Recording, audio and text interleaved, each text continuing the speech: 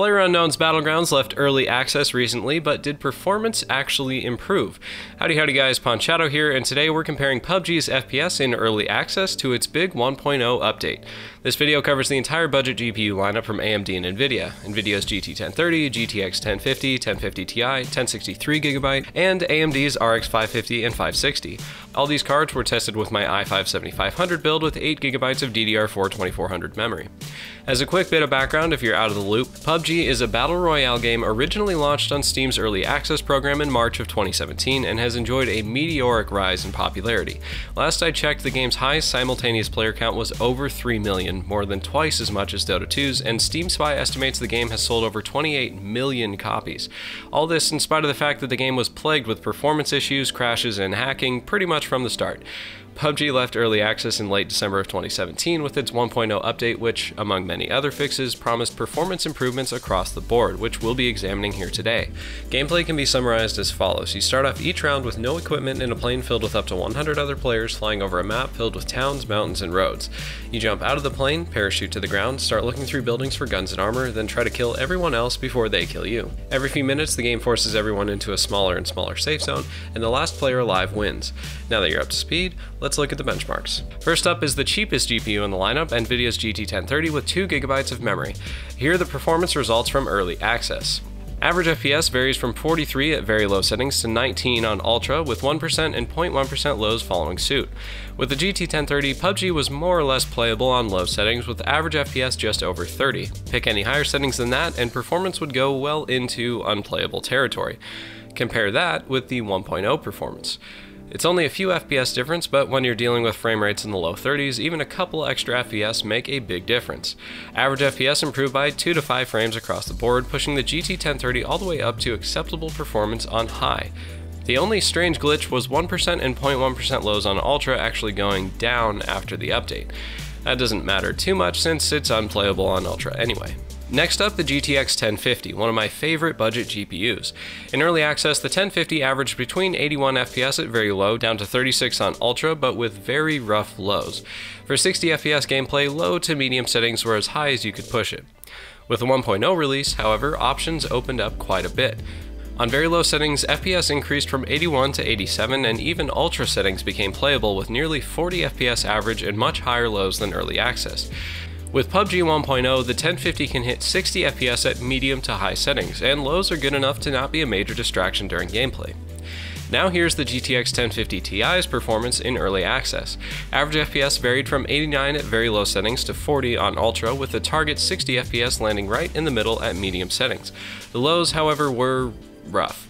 0.1% lows hit 27 FPS in very low settings, and beyond that they hovered around 15. The game was comfortably playable, but stuttering could get distracting at times. Compare that with the 1.0 release, and now we're looking at a much better picture. Average FPS only improved slightly from early access, going from 92 at very low settings down to 43 on Ultra, with the game comfortably playable on high. The biggest improvement showed up in the lows, whereas before the game had very noticeable stuttering with 0.1% lows in the teens. After the full release, lows bumped up to the mid-20s, much less noticeable. Even Ultra settings are accessible now. 43 average with lows at 28 and 21 is really not that bad. The last Nvidia GPU in the lineup, the GTX 1063GB, is up next. Similar to the 1050 Ti, the 1060 had strong average FPS but disappointing lows. Around 130 FPS on very low settings, down to 66 on Ultra, but 0.1% lows in the low 20s to high teens. By all means playable, but not exactly the performance you'd hope for from a previously $200 GPU. With the full release, performance improved markedly.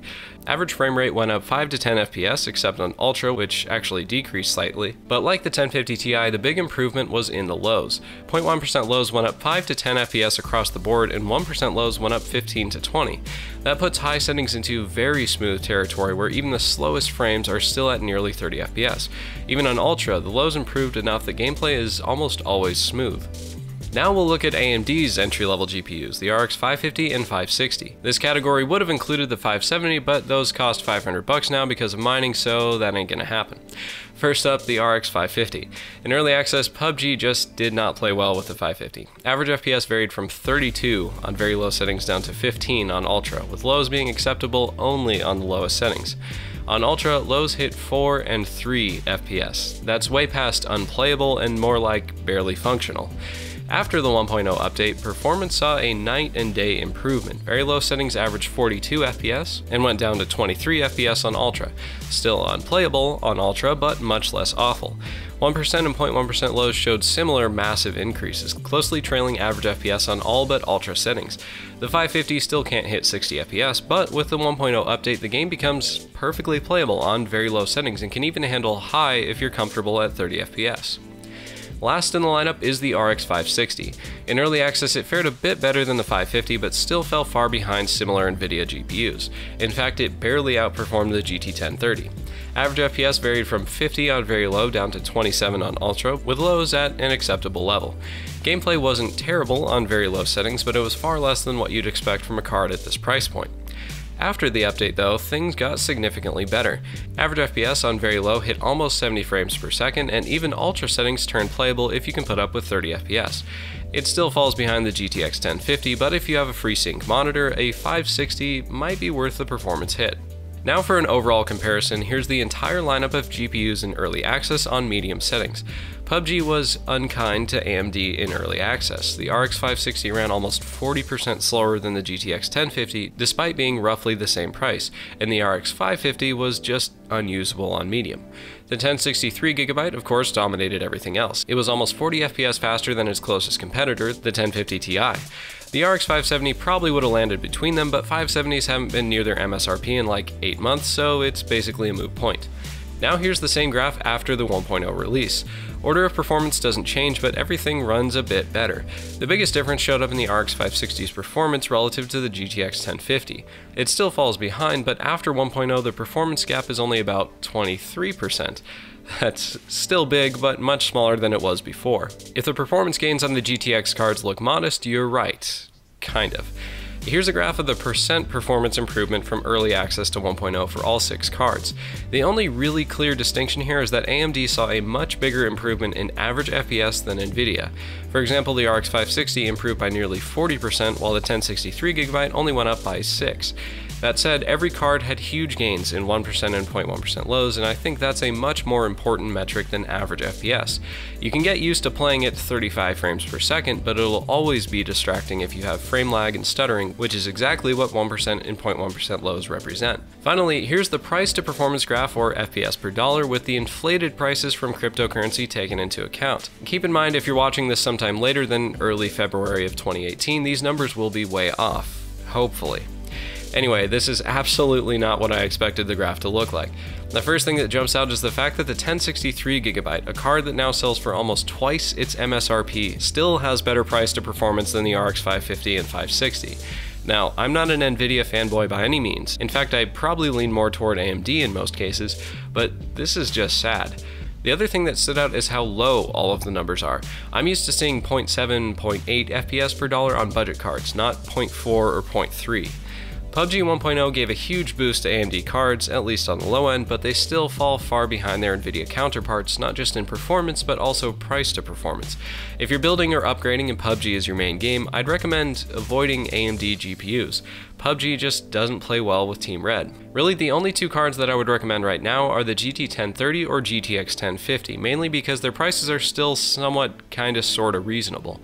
The 1030 is still around $80, and while its performance isn't great, it will function as a stopgap if your current GPU is several generations behind or if you need a replacement. The 1030 can run PUBG on low to medium settings at around 30 FPS or a little over 40 FPS if you're willing to play on very low. At the very least, it'll keep you in the game.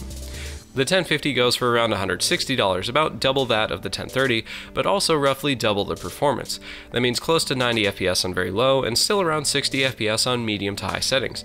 I really wouldn't recommend getting anything above a 1050 right now. The performance gains are simply too modest to justify paying that much over MSRP, and PUBG runs well enough on the 1050 to satisfy the vast majority of people's needs. If you want to pick up a 1030 or a 1050 or any of the other GPUs benchmarked, links are in the description below. Good luck getting a 1060 though. If you want to get notified of new videos as soon as they're up, hit subscribe and then click the bell icon to enable notifications. So guys, if you like this video, hit the like button. If you want to see more, hit subscribe, and if you have any questions on PUBG's performance or any of these benchmarks, leave them in the comments below.